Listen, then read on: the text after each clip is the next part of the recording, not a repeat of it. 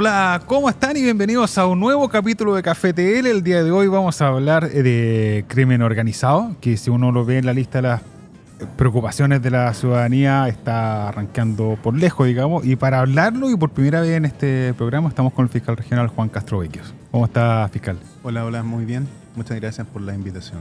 Oiga, fiscal, crimen organizado, vamos a tener harta pata que conversar. La primera es, usted tiene una vasta experiencia en esto. O sea, ha pasado por Santiago, como decía, ha pasado por distintas regiones y su especialidad siempre fue precisamente, también estuvo en narcotráfico, delitos más complejos. Uno que lo ve, un espectador desde afuera, sin la experiencia que tiene usted, se sorprende de muchas cosas. Lo que estamos viviendo hoy en materia de crimen organizado ¿se veía venir para quienes efectivamente ya venían con experiencia en este tipo de crímenes o no se veía venir? A ver,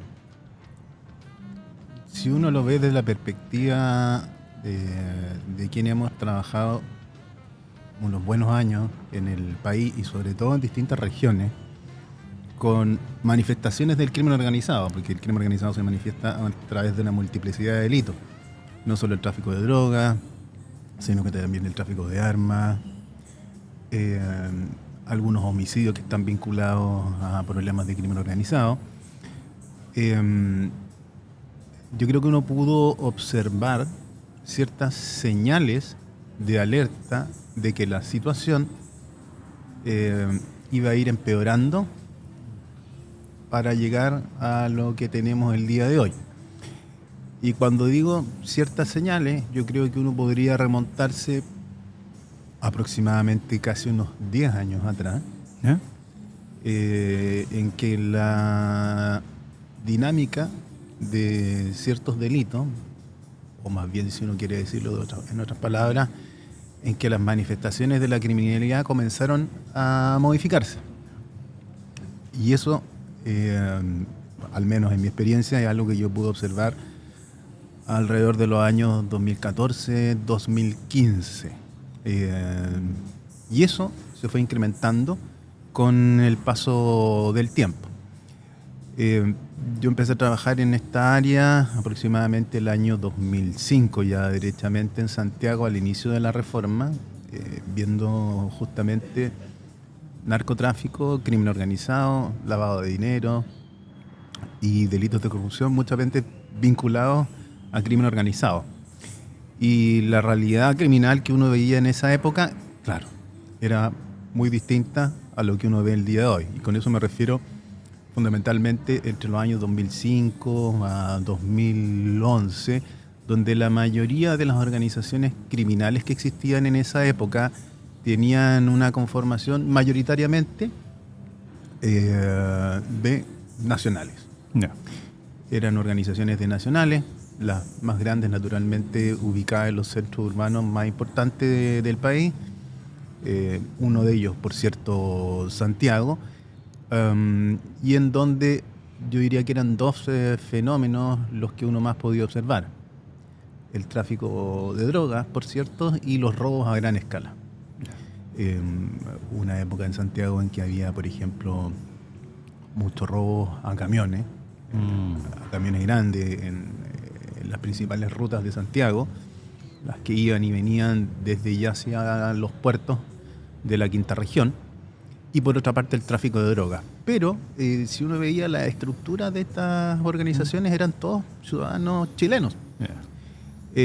Por ejemplo, en el tráfico de drogas lo que uno veía habitualmente era una organización que normalmente distribuía grandes cantidades de droga en la región metropolitana.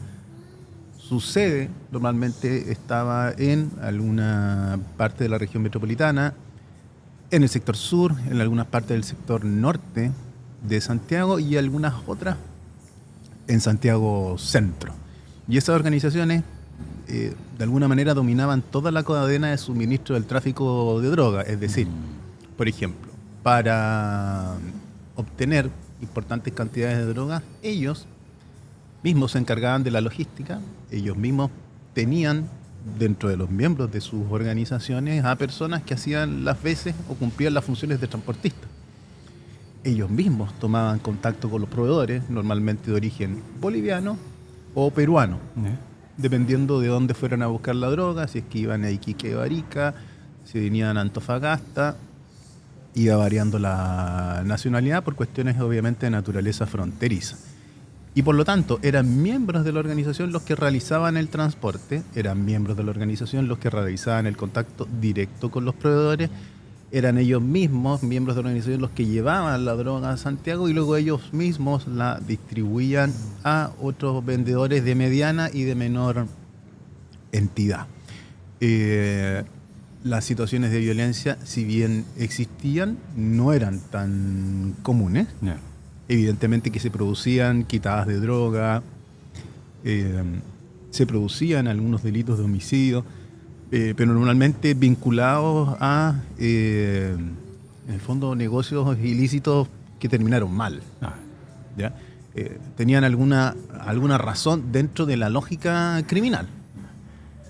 Pero esa situación fue modificándose bastante y lamentablemente, y esto que en ningún minuto se piense que tiene que ver con una cuestión, con alguna cuestión discriminatoria en lo absoluto, pero no es posible restarle importancia a las distintas oleadas migratorias que nosotros tuvimos como país. Ese fenómeno, querámoslo o no, tiene una parte importante en la modificación de la actuación de las organizaciones criminales.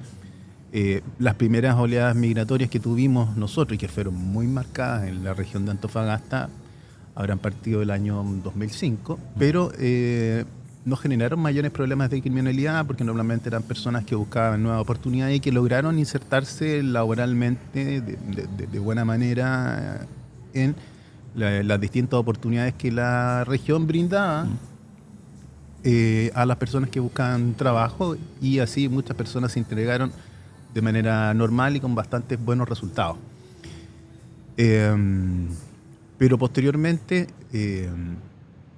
eso mismo hizo que fueran llegando más personas, ya no probablemente con las mismas preparaciones técnicas para obtener los trabajos que antes se estaban obteniendo, y que por lo tanto empezaron a desempeñar funciones menores.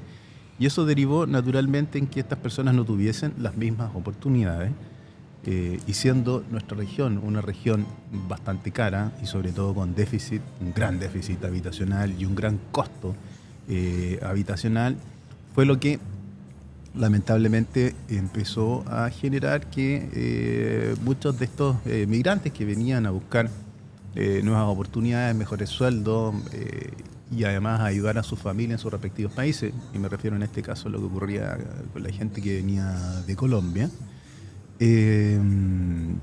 empezaron a, como todos lo sabemos, a ubicarse en los distintos campamentos que tenemos en los cerros de nuestra ciudad. Al día de hoy el 87% de las personas que viven en campamentos son efectivamente de nacionalidad extranjera.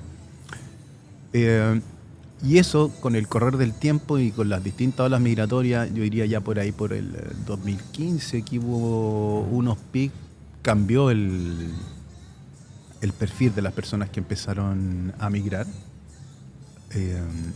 La mayoría de las personas que comenzaron a migrar venían de una zona particular de Colombia, que es la región del Valle del Cauca, y para ser más preciso, de una ciudad, puerto, al igual que de Antofagasta, que se llama Buenaventura, y que en la historia, digamos, de la narcocriminalidad de Colombia siempre fue conocida como un puerto de salida de droga a mercados internacionales, y por lo tanto donde habían instalado organizaciones criminales desde hace mucho tiempo, varias que fueron cambiando con el correr del tiempo a propósito de sus propios conflictos internos. Y muchas de esas personas ingresaron a nuestro país, algunas con sus respectivas visas de turista, ¿cierto? Algunos intentaron regularizarse y ya después directamente evadiendo los controles migratorios.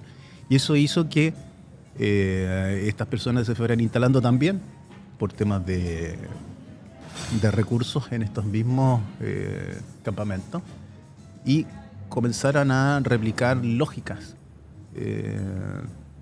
de control territorial que eran las mismas que utilizaban en sus países de origen. En eso lo quiero... Por lo tanto, Sí, para sí, terminar la idea, es decir, no se puede decir que no hubo ningún Señal. indicio, ninguna señal de que esto se podía venir. El año 2015, y esto yo me recuerdo con mucha precisión, 2016, que yo llegué a Antofagasta y me hice cargo por 2 años de los delitos de homicidio, yo ya en esa oportunidad advertí 2 cuestiones. A ver. Primero, el aumento de los homicidios respecto de las tasas normales que tenía la región de Antofagasta, que evidentemente habían aumentado. Sí, en Antofagasta había aproximadamente 10 a 12 homicidios, los homicidios estaban bordeando los 30 ya en esa época. Y por otra parte, la participación de armas de fuego en los homicidios, donde habitualmente la arma de fuego no era la habitualidad. Ya en esa época, de cada 4 homicidios, uno ya era cometido con armas de fuego, es decir, el 25%. Esa cifra al día de hoy ha ido subiendo, vamos por el 35, 37% de participación de armas de fuego en los homicidios. Entonces, habían señales ya en esa época, y estamos hablando prácticamente casi hace 10 años. Por lo tanto, y con esto termino la respuesta, para quienes conocemos un poco la dinámica criminal del país, sí hubo algunas señales, sí hubo advertencias. Yo me acuerdo haberlo señalado incluso en algún diario de la región, en aquella época, estoy hablando hace casi de años, de que a estos 2 puntos había que ponerle mucha atención. Y ahí en general era como... qué exagerado el fiscal, porque bueno, el 2015 no era un tema, yo recuerdo, o sea, estoy tratando de hacer memoria, pero no... No era un tema, pero también se miraba como afirmaciones que podrían entenderse como discriminatorias cuando jamás, evidentemente, había sido la intención. Claro. Uno cuando ve un fenómeno criminal tiene que verlo de manera objetiva. Podrían haber sido personas de cualquier parte, o podrían ser incluso que nuestros propios nacionales hubiesen modificado su conducta criminal. Y esos son datos objetivos. Ahora, todo esto... Estos datos que en ese minuto, si bien eran objetivos, eran numéricos, estadísticas muy, la verdad, bastante básicas en esa época, pude irlo confirmando cuando ya me hago cargo de la unidad de análisis criminal y comienzo a trabajar con profesionales que se dedican a la estadística, ingenieros, donde se pudieron ir confirmando efectivamente esos datos y nosotros los fuimos durante todo ese tiempo ir develando a través de distintos análisis y entrevistas que se nos hacían y exposiciones que hicimos en distintas instancias. Fiscal, si uno tuviera que hacer comparación, usted lo decía muy bien, si uno veía las bandas criminales chilenas de años atrás, era como una pyme, o sea, se encargaban de gran parte del proceso, ¿cierto? De distribución, etcétera, etcétera, de logística, todo. ¿Qué es lo que tienen las bandas criminales que han venido con la cultura más desde afuera, no vienen a probar acá cómo hacer las cosas? ¿Cuál es la principal diferencia? ¿Es que distribuyen las tareas? ¿Cuál es la principal diferencia entre esas bandas de antes criminales operadas por chilenos a las que hoy día operan? Yo creo que hay varias diferencias. Ya. Hay varias diferencias. Primero, el ejercicio de violencia. ¿La violencia es sí mismo una señal? Sí, por cierto que sí. Lo que uno veía en las bandas criminales de aquella época tradicionales era que si bien ejercían violencia y cometían homicidios, normalmente uno encontraba que había una, digamos, motivación precisa. Ya. Una quitada de droga, por ejemplo, una delación, por ejemplo, y que derivaban en ese tipo de hechos de gravedad. No quiero decir por eso, no. Por esa razón, y que no se entienda mal, que estamos hablando de organizaciones criminales que prácticamente tenían un código moral y ético impecable. Claro. No era así. De hecho, yo me recuerdo, y esto como modo de ejemplo, o sea, en ese tiempo se utilizaba una forma de garantizar el pago de la droga que no se conocía mucho públicamente, que era lo que se denomina la prenda humana. ¿Yeah? Y la prenda humana, en el fondo, consistía en que el traficante chileno, que tenía vínculos con un traficante extranjero, pero no tenía el dinero para pagar el cargamento de droga. Hablemos, esto yo lo vi en un caso muy grande que tuve con un proveedor de nacionalidad peruana que ingresaba una importante cantidad de droga a Chile, particularmente clorhidratos de cocaína de muy buena pureza. Y claro, si no le podían pagar, antes de enviar la droga, él exigía una prenda humana. Y la prenda humana consistía normalmente en un familiar del narcotraficante chileno, que era entregado literalmente en prenda. Era entregado a la organización, era llevado a Perú, o sea, se entregaba en la frontera, normalmente en Tacna, era llevado a Perú y quedaba en custodia. Es decir, quedaba una suerte de privación de libertad hasta que se pagara la droga. Porque ¿qué es lo que hacía el traficante? El traficante entregaba la prenda, recibía la droga, luego la vendía y con eso pagaba la deuda que tenía y por lo tanto le debían la prenda, le devolvían la prenda. Y la prenda normalmente la idea era que fuera alguna persona que la organización, en este caso peruana, ya conociera como alguien, digamos, cercano o querido por el traficante chileno. No quiero hacer la caricatura, pero no era la suegra. O sea, había Claro, que... Ya. claro. Ahora, me tocó ver muchas veces que el traficante chileno, bastante hábil, decía que estaba enviando un primo y en realidad no era un primo, era cualquier persona a la que se le pagaba por semana para que cumpliera el rol de prenda. No sé, por ejemplo, si no me recuerdo, era algo así como, mira, 700.000 por semana para que tú cumplas el rol de prenda. Ya. El riesgo era que si no se pagaba el dinero, Sí. bueno, la prenda moría, Sí. se cobraba. Ya. Entonces, tampoco eran, digamos... Claro. Y hoy día el ejercicio de la violencia de las bandas... Es mucho más común. Es una forma de posicionarse en el territorio del cual pretenden su dominio. Las bandas de crimen organizado extranjeras funcionan sobre la base del control territorial. Y eso, en el caso de nuestra región, es muy notorio en la situación de los campamentos.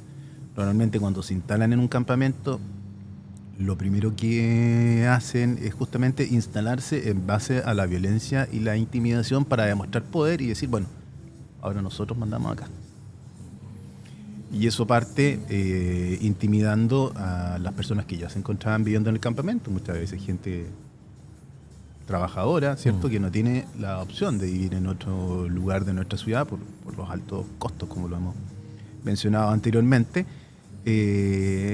Y de esa manera, mediante la intimidación, ellos obtienen que las personas que estén viviendo en el campamento les tengan que pagar una cuota, ya sea por estar ahí, como que tuviesen que pagar un derecho por el terreno, o una cuota que como una suerte de arriendo por estar ahí. Cobran por la utilización, que por cierto que además es irregular, de distintos servicios básicos. Estamos hablando de electricidad, de agua. Cobran también por cualquier tipo de actividad comercial, legal o ilegal, que realice otra persona en el campamento. Evidentemente no la pueden realizar sin su autorización, porque si lo hacen sin su autorización, eso tiene un costo que normalmente se paga con violencia. Entonces, la lógica de estas organizaciones es muy distinta, porque parten ejerciendo la violencia controlan territorio, y lo otro es que normalmente sus actividades criminales son múltiples. No se dedican a una sola actividad. No es que, mire, yo voy a traficar y solo trafico, porque esa es mi especialidad. No.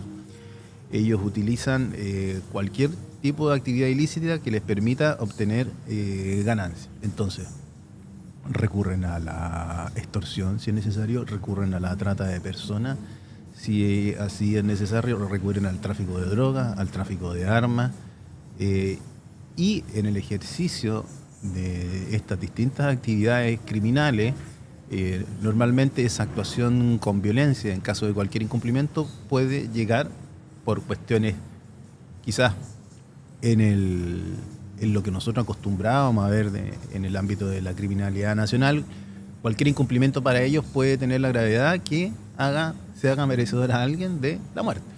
Fiscal, cuando hace poco fue a nivel nacional la intervención que se hizo en uno de los campamentos donde cae la banda de los piratas, a los pocos días, 2 o 3 días, uno recuerda, primero se cae la banda de Satanás, Exacto. luego al par de días cae la banda de los piratas.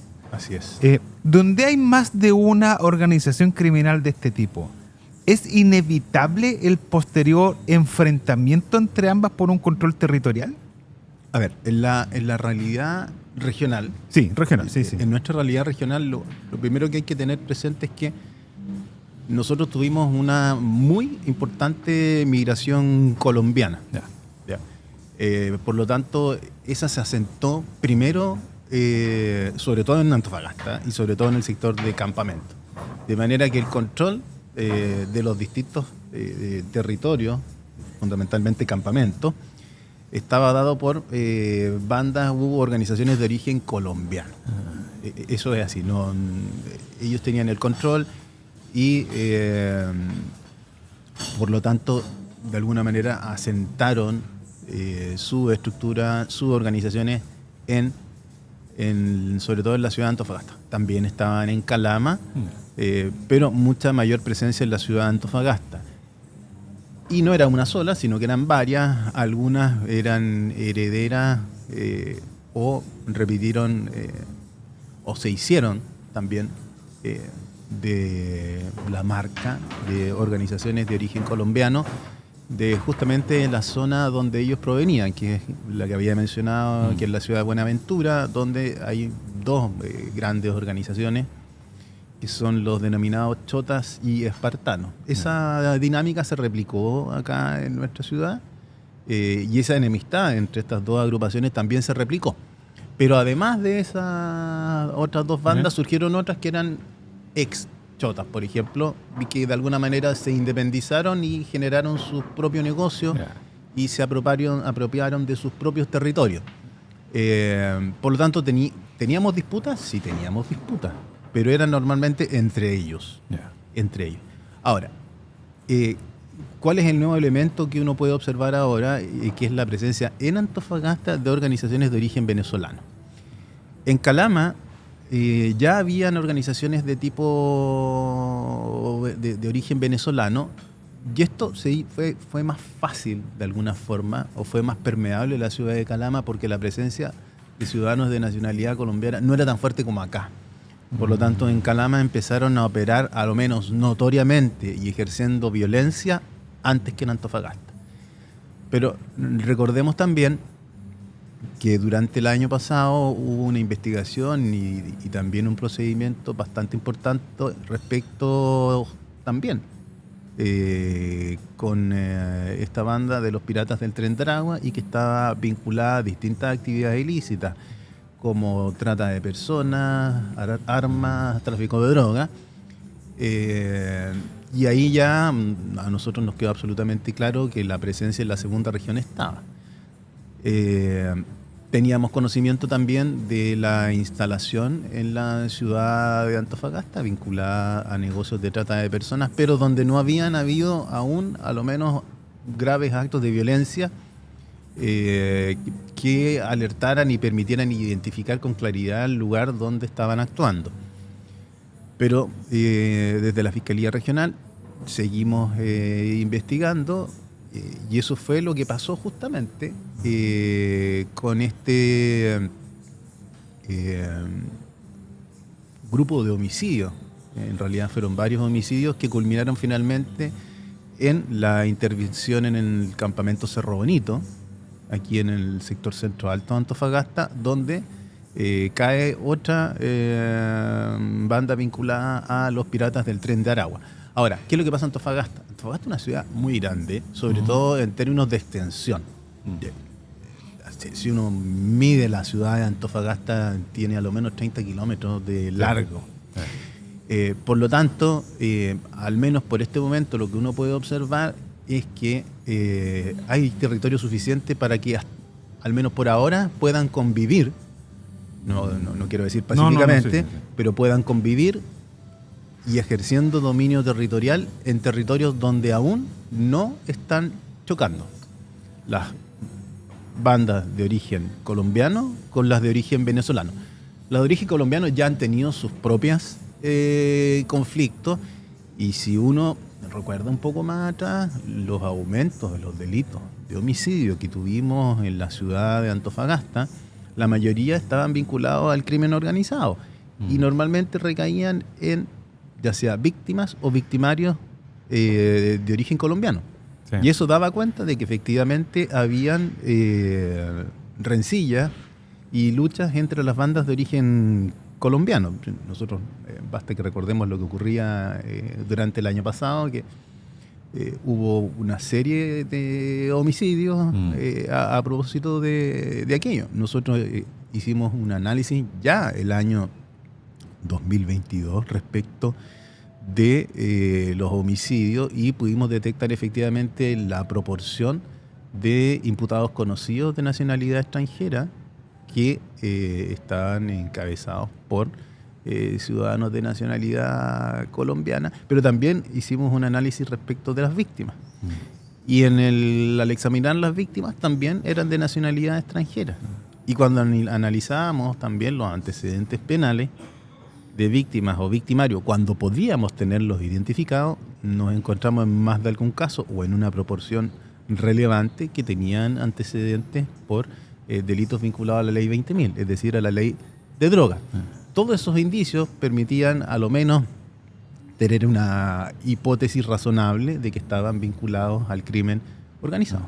Fiscal, cuando uno vio la exitosa intervención que se hizo en los campamentos, que incluso recuerdo que en la de Satanás vino incluso del fiscal nacional, fue un operativo bastante grande. Yo no recuerdo un operativo similar en campamento. Y se logró descabezar esa organización.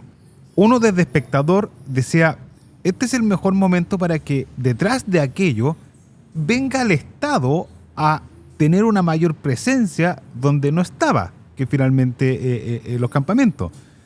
Pero no se observó aquello del resto de la autoridad política. ¿Cuán importante es que después de un operativo de estas dimensiones, donde se logra aliviar un poco a aquella persona que vive en campamento que es pobre, pero no es delincuente, digamos, que le saquen esta organización criminal que los extorsiona, cuán importante que venga detrás algo más que la persecución, sino que ya el aparato público. ¿Es importante, no es importante? ¿Ayuda o no ayuda para enfrentar de raíz? Porque uno da a pensar que ahí se va a colocar otra banda criminal después, digamos. Ahora, yo en eso coincido y de hecho lo recalco. Es absolutamente importante que en el combate al crimen organizado se actúe como una política de Estado, ¿ah? Y no una política de Estado de corto plazo. Esto es de mediano y largo plazo. Es una política de Estado que tiene que ir más allá, digamos, del gobierno que esté en el momento. El problema del crimen organizado no es que uno quiera hacer una exageración, pero es un problema serio, grave, que puede afectar incluso la estabilidad de las instituciones democráticas de los países, como lo ha hecho en otros países de nuestro propio vecindario. Y esto no es algo novedoso, es un hecho histórico que ha ocurrido en otros países, incluso en Europa. Solo pensar en el caso de Italia, por ejemplo, donde el crimen organizado permeó las instituciones derechamente políticas, lo que generó incluso asesinatos de importantes autoridades del ámbito político, de fiscales, de jueces, policías, etc. Entonces sí, es absolutamente relevante que esto se tome como una política de Estado. La Fiscalía tiene que cumplir su función, nuestra función es la persecución penal y la protección de las víctimas, y eso es lo que tenemos que hacer y es nuestro compromiso. Y es el compromiso que asumimos también como una de las prioridades, que a mí me pareció que era una de las cosas más importantes que requería esta región en términos de la actividad del Ministerio Público, es decir, tener prioridades de persecución penal, porque no se puede perseguir todo con la misma fuerza, no tenemos los recursos para perseguir todo. Pero el combate al crimen organizado siempre lo planteamos nosotros Y digo nosotros, me refiero a cuando postulé al cargo de fiscal regional como una de las prioridades más relevantes. Ahora, evidentemente, no puede el Ministerio Público de manera individual y solitaria combatir el crimen organizado. La función que cumple el Ministerio Público es la de investigar efectivamente estas organizaciones y ejercer la persecución penal respecto de ellas, llevar estas organizaciones criminales ante los tribunales de justicia y obtener la condena por los delitos que estos hayan cometido.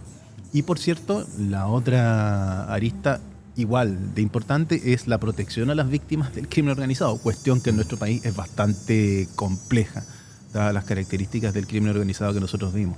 Pero esto tiene que ser un compromiso de Estado. Efectivamente, cuando se logra en conjunto con las policías, y aquí pongo los dos casos como ejemplo, en el caso de Satanás, que era una organización de origen colombiano, en el caso de Cerro Bonito, que era una organización de origen venezolano, los piratas del Tren del Agua, Teragua, en ambos casos se logra,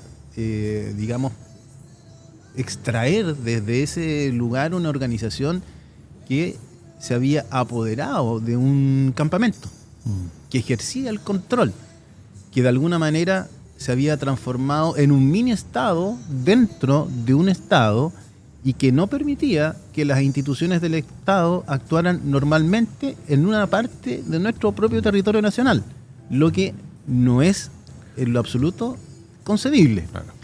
Entonces es en ese momento, efectivamente, cuando se logra extraer a estas organizaciones criminales y dejar a las personas que viven ahí, que trabajan, que están tratando de salir adelante, que van al colegio todos los días, que es lo que uno pudo observar ese día ahí en el campamento, una cuestión que yo vi, cómo cuando se allanó y se detuvo a las personas, los niños iban al colegio con su uniforme, la gente salía a trabajar.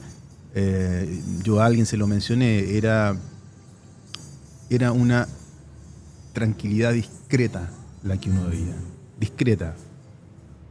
Y quizá esa discreción venía de qué va a pasar después.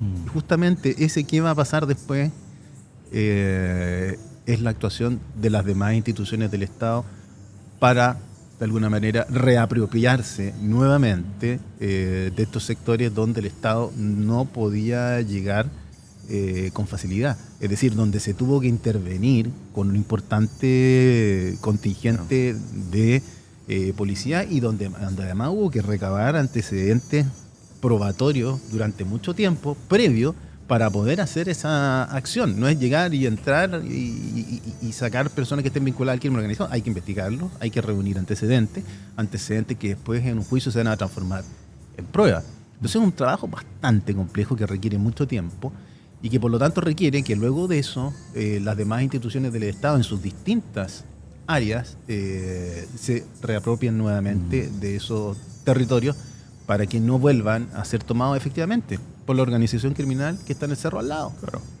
Que las hay, que eso es lo peor de todo. Sí. Las hay y algunas las tenemos identificadas. Y estamos trabajando con cada una de ellas porque no podemos, evidentemente, ir detrás de todas a la vez porque los recursos son escasos. Fiscal, cuando... Esto quizás es una mirada más personal, que quiero verse su reflexión. Porque tantos años viendo lo mismo, es imposible, me imagino, abstraerse del fenómeno social que hay detrás de la... Es muy difícil no empatizar con las víctimas.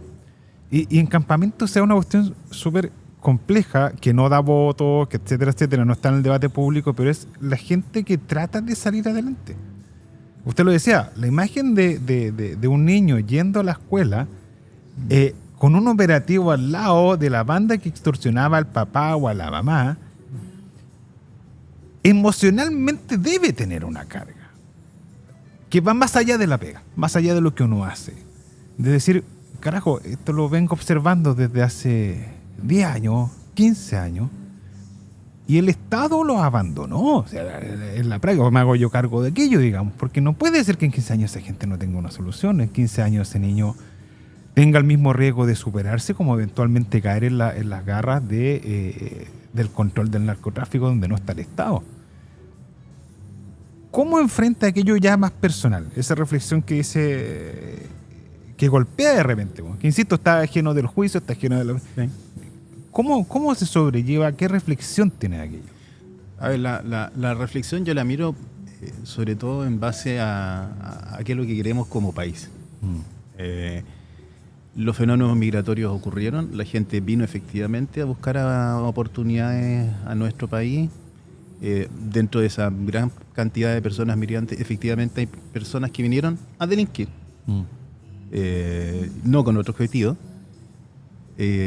Aprovecharon las oportunidades de un país que tenía una situación económica que se lo hacía bastante rentable, se instalaron y derechamente criminalizaron sectores de nuestro país. Eso ya es un hecho. Sí. Pero yo lo veo en el futuro. Mi gran preocupación es qué va a pasar más allá de la persecución penal, naturalmente, con todas esas familias y esos niños que se han lamentablemente acostumbrado a vivir en esa dinámica de violencia. Para ellos, la imagen de cómo se tienen que resolver los conflictos es a través de la violencia. La imagen de quien tiene el poder es el que ejerce más violencia, es el que tiene más fuerza, es el que tiene más armas, es el que violenta al otro, es el que humilla al otro, el que tortura al otro, el que mata al otro. Ese es el que manda. Y esos son los referentes que lamentablemente muchas de estas personas, y sobre todo los niños, los más jóvenes, que son más permeables, tienen. La preocupación es, ¿qué va a pasar con ellos? ¿Qué va a pasar incluso? Porque estamos hablando de niños que provienen de familias que se esfuerzan por trabajar y por salir adelante. ¿Qué alternativas tienen? Trabajo y no voy a poder nunca salir del campamento, o me uno a estos otros y no trabajo, delinco y obtengo dinero más fácilmente. Pero más peligroso aún, ¿qué pasa con los hijos de quienes son delincuentes? ¿Qué alternativa tienen ellos? Ellos no tienen casi ninguna alternativa. Porque el ejemplo que tienen en su propia familia, si es que algo de familia tienen aún, es justamente violencia. Violencia, delitos, muerte, amenazas, como forma de vida. Y eso es algo que tenemos que preocuparnos, porque no es una proporción menor al día de hoy de nuestra población. No son territorios menores al día de hoy en nuestra población. Entonces ese trabajo es urgente. Fiscal, ¿ha estado a la par del problema la discusión política? A ver, yo más que referirme a la cuestión política, a mí lo que me preocupa es la discusión legislativa. ¿Qué tiene? Que tiene y que evidentemente que se cruza con lo político. ¿Ya? Y respecto a la discusión legislativa, lo que yo sí he observado que desde distintos lugares políticos, al menos he visto en una buena proporción, en lo que se refiere a materia legislativa, una preocupación por los temas de seguridad. Y que efectivamente ha permitido que se hayan despachado o que se hayan presentado proyectos también legislativos que van en la dirección correcta. ¿Cómo cuáles, por ejemplo? Por ejemplo, el año pasado se publicó la ley que regula la nueva nomenclatura y nueva tipificación de la antigua asociación ilícita que nosotros teníamos en el Código Penal y que ahora se llaman asociaciones criminales y asociaciones delictivas, y que le agregó, o sea, además de la figura penal, agregó ciertas técnicas de investigación que para aquellas organizaciones criminales en general que no se dedicaran al narcotráfico, sino a otros delitos, por ejemplo, la extorsión, se pudiesen utilizar técnicas de investigación que solo podíamos utilizar en el caso de la persecución penal del tráfico de drogas. Y eso fue una buena medida. Ahora, hace poco a propósito de lo que se llamó inicialmente el proyecto de ley de reincidencia, vienen varias modificaciones que son bastante interesantes y que favorecen la persecución penal. Evidentemente fueron fruto de de bastantes discusiones, pero creo que en definitiva, sumando y restando, se obtuvieron resultados positivos para los efectos de reforzar la persecución penal.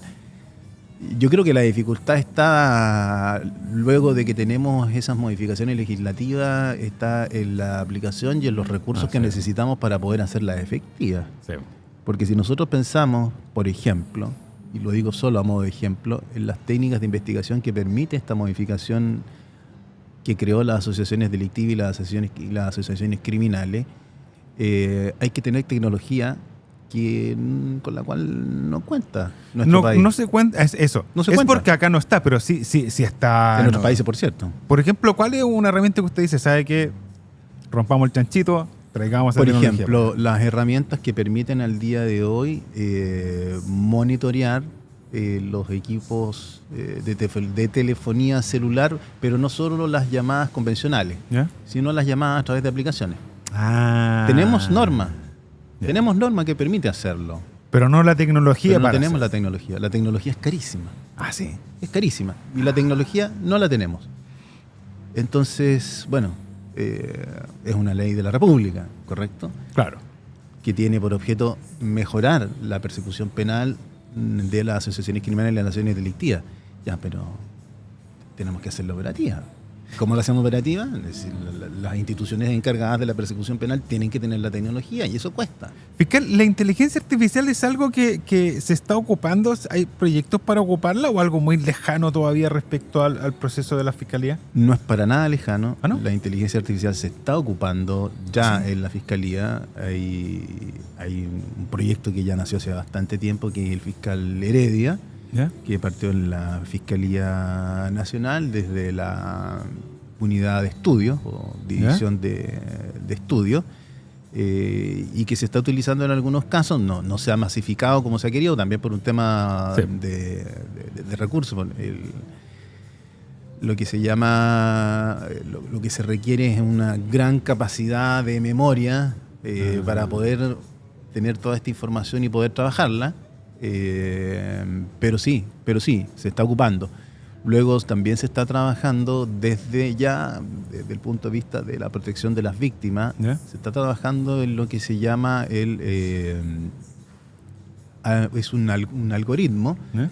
de evaluación de riesgo, para que vía inteligencia artificial el riesgo en los casos de, por ejemplo, violencia intrafamiliar, que sabemos que es un fenómeno muy común, se pueda calcular más allá de las pautas de riesgo que se hacen manualmente al día de hoy. Eso se haga a través de inteligencia artificial, tomando en consideración ya muchos más criterios, de manera que sea a través de estos mecanismos que permiten tener una importante cantidad de datos, poder evaluar el riesgo que tiene una víctima de una manera más certera. Lo que no significa reemplazar la evaluación que hacen los profesionales de la unidad de víctimas, pero sí permiten dar un indicio.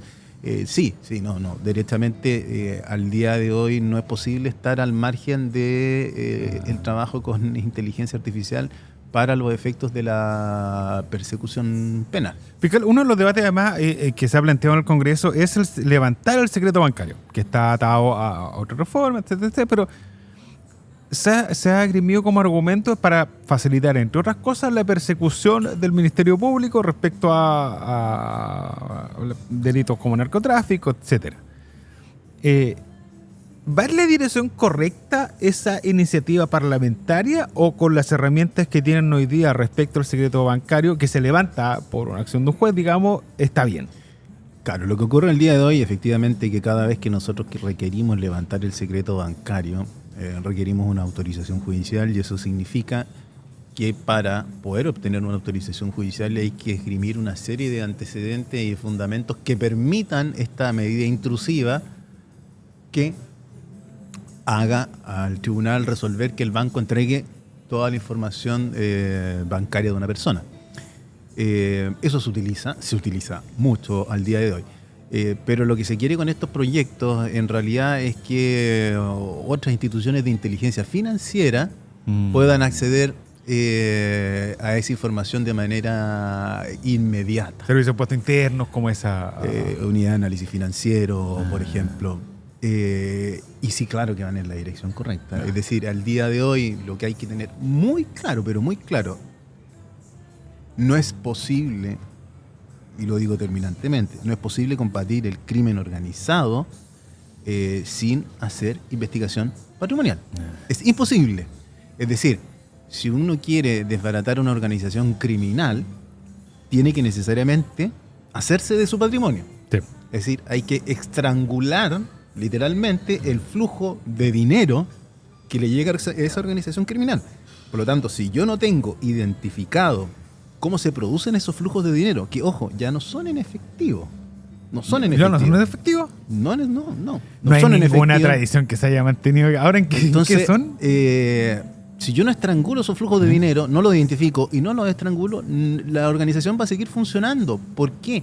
Porque estas organizaciones nuevas, y sobre todo las extranjeras, y que es un poco distinto a lo que pasa con el chileno, no le tienen miedo de ir a la cárcel.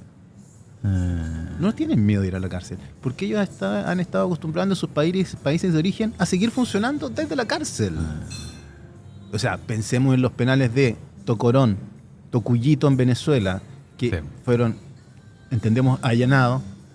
Bueno, los dos líderes de las organizaciones respectivas no fueron hallados, pero bueno, eso es otro tema que escapa a mi análisis. Pero ellos trabajaban desde los penales y en esos penales, bueno, para qué decir, tenían desde gimnasio hasta discoteca.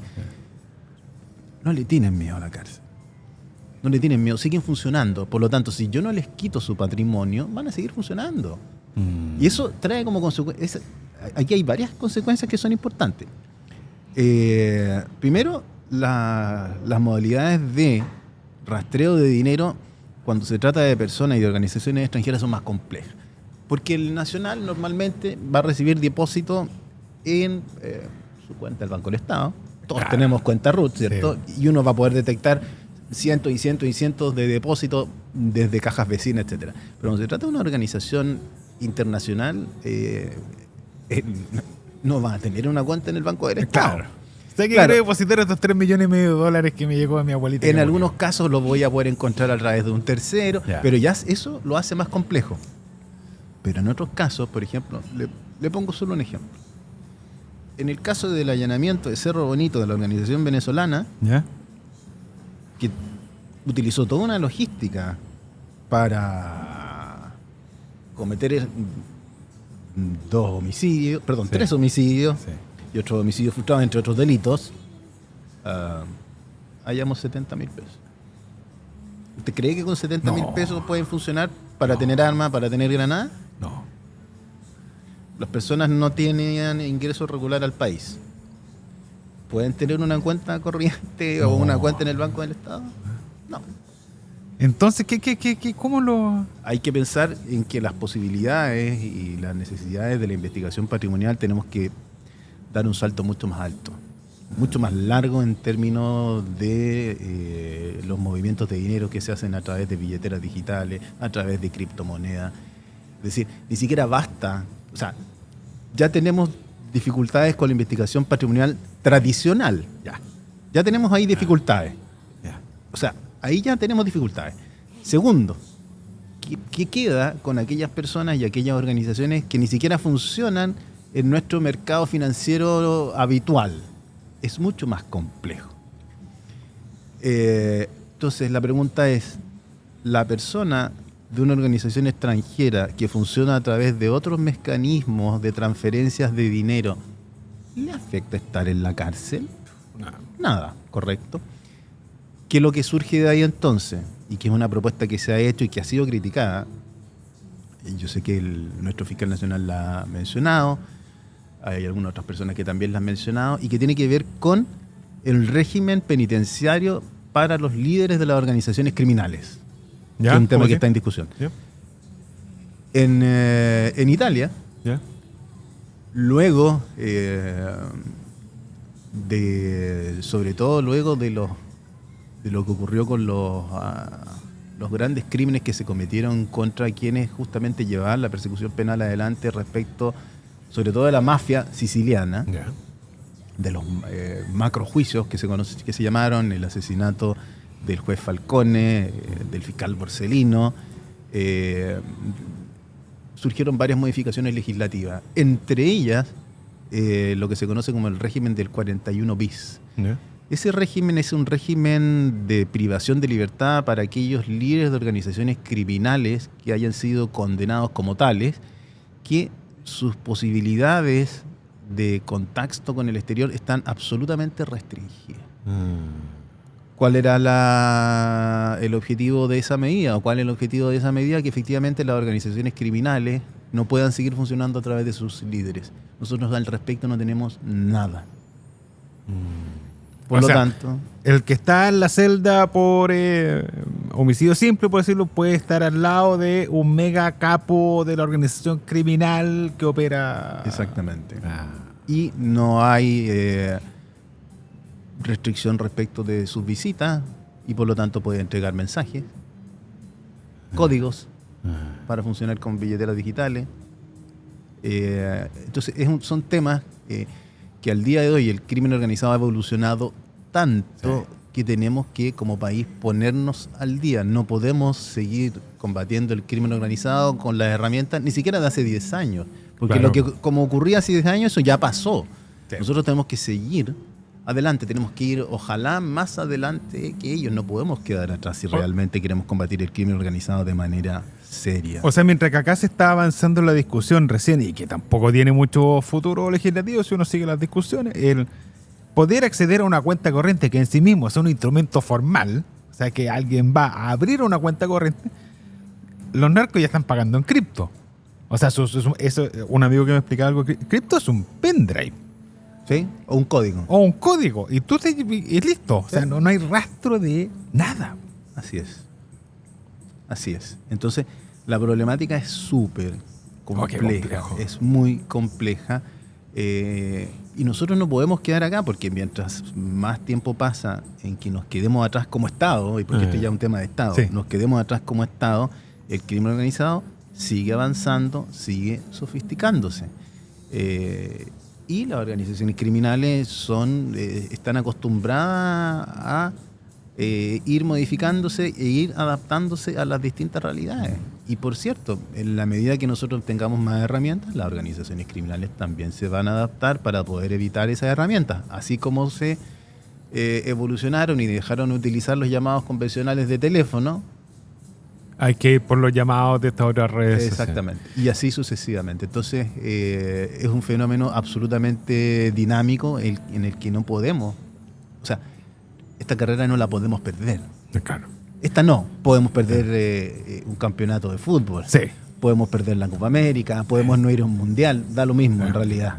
Pero esta carrera no la podemos perder. Fíjate, estamos llegando al final. Nos quedan unos minutos de reflexión porque ya vimos de dónde estábamos. Hicimos el repasado que es cronológico. ¿Dónde estamos ahora? ¿A dónde vamos si esto no se ataja? Porque uno, hay que decirlo, tiene asociado mucho por la televisión, por la serie, un poco lo que ocurre en México. Sin ánimo lo mismo. Pero por todo el mundo es conocido que ahí tienen un tema del crimen organizado que matan jueces, matan como el orden, como jueces, fiscales, periodistas. O sea, es un habitué finalmente en México. Sí.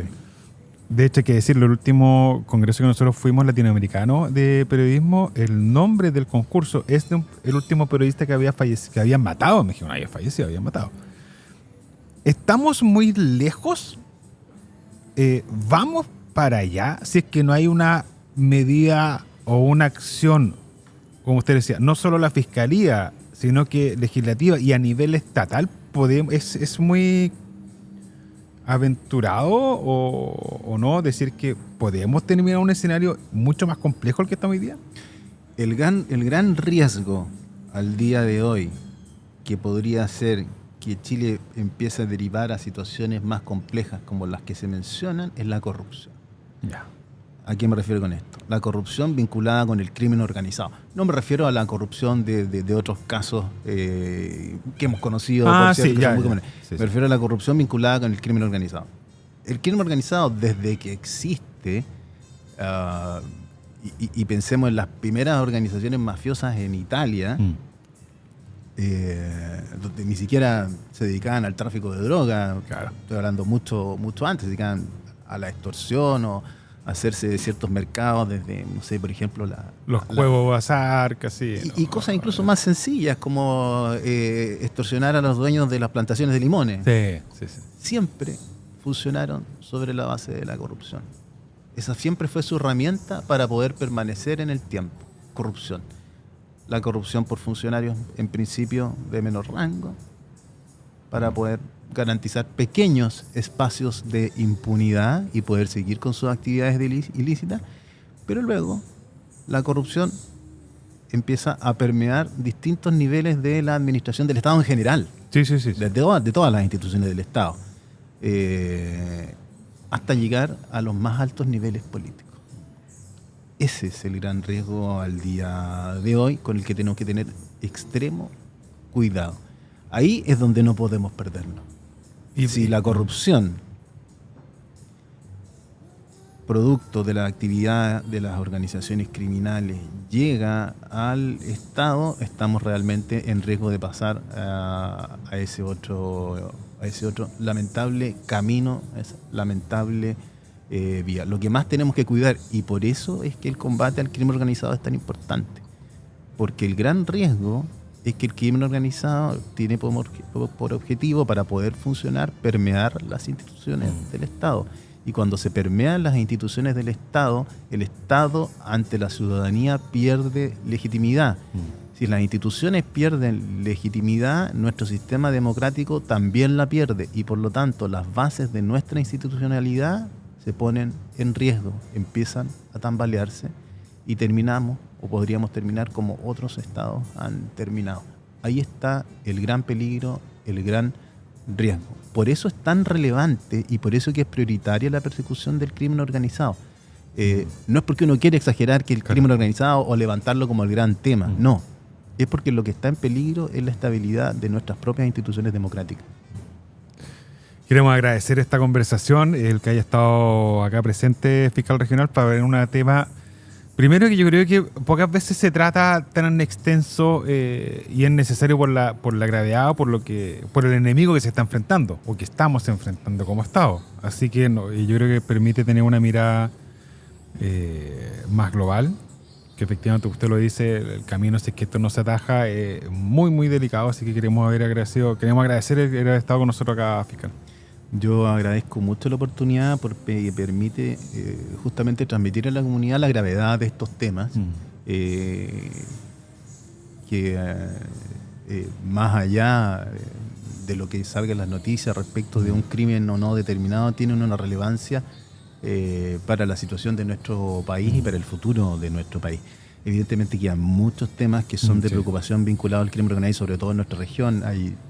Nosotros somos una región muy vulnerable, somos una región fronteriza donde confluyen una serie de fenómenos criminales, y creo que efectivamente la segunda región en ese sentido debiera ser, a lo menos en la macrozona norte, el centro del combate contra el crimen organizado. Muchas gracias, fiscal regional. Nosotros también nos despedimos de ustedes. Gracias por habernos acompañado. Este capítulo va a estar alojado en timeline.cl. También lo va a poder escuchar en Spotify. Uno también tiene que actualizarse a las nuevas plataformas. Vamos a estar en Spotify y en Instagram con los principales momentos de esta conversación. Así que nosotros nos vemos en un próximo capítulo de Café Tele. Adiós.